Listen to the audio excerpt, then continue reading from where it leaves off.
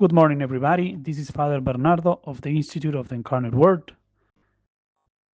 And today's gospel is taken from St. John chapter 15. Jesus said to his disciples, "As the Father loves me, so I also love you. Remain in my love. If you keep my commandments, you will remain in my love, just as I have kept my Father's commandments and remain in his love. I have told you this so that my joy might be in you and your joy might be complete. This is my commandment: love one another as I love you. No one has greater love than this, to lay down one's life for one's friends.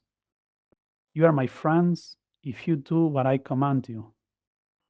I no longer call you slaves, because a slave does not know what his master is doing.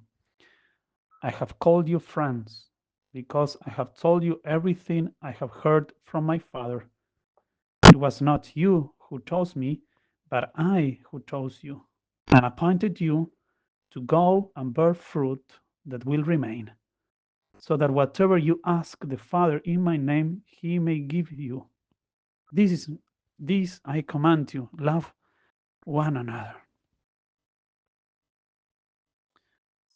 Today we are celebrating the feast of St. Matthias, who, as we are told in the Acts of the Apostles, took the place of Judas in the Apostolic College. The apostles cast lots, and the lot fell to Matthias, who then took on the role that had been left vacant. In this way, we see the Lord's special preference for Matthias, whom he placed, as today's psalm says, among the leaders of his people, that is, among the apostles.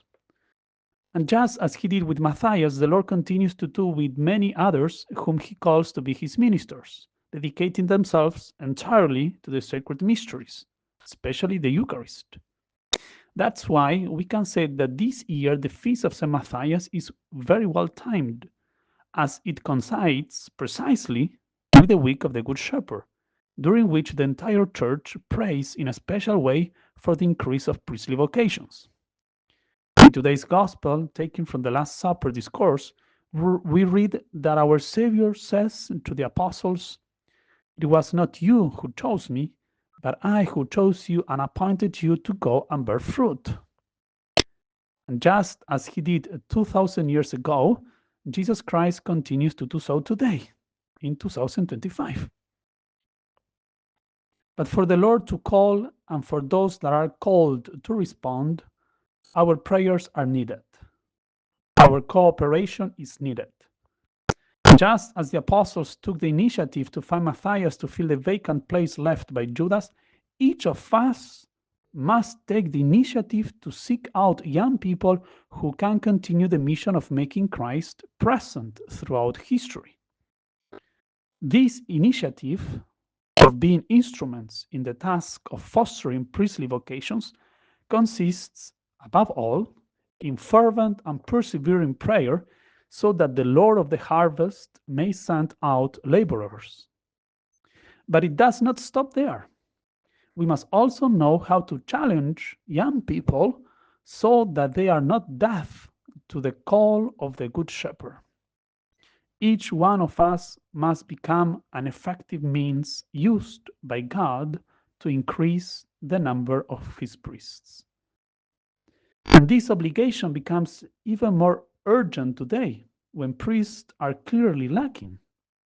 Unfortunately, very few young men are entering seminaries, and even fewer are making it to the priestly ordination. We must pray and act with urgency because the lack of priests is the greatest problem facing the church today. St. John Paul the Great had already said it: vocations are the church's fundamental problem. Why is it the fundamental problem? Because if there are no priests, there is no Eucharist. If there is no Eucharist, there is no church.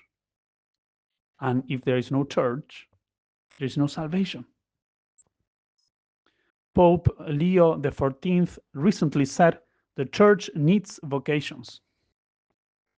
We, each and every one of us, must take seriously this obligation to give the Church new priests. Today we ask St. Matthias to increase the number of holy priestly vocations. God bless you.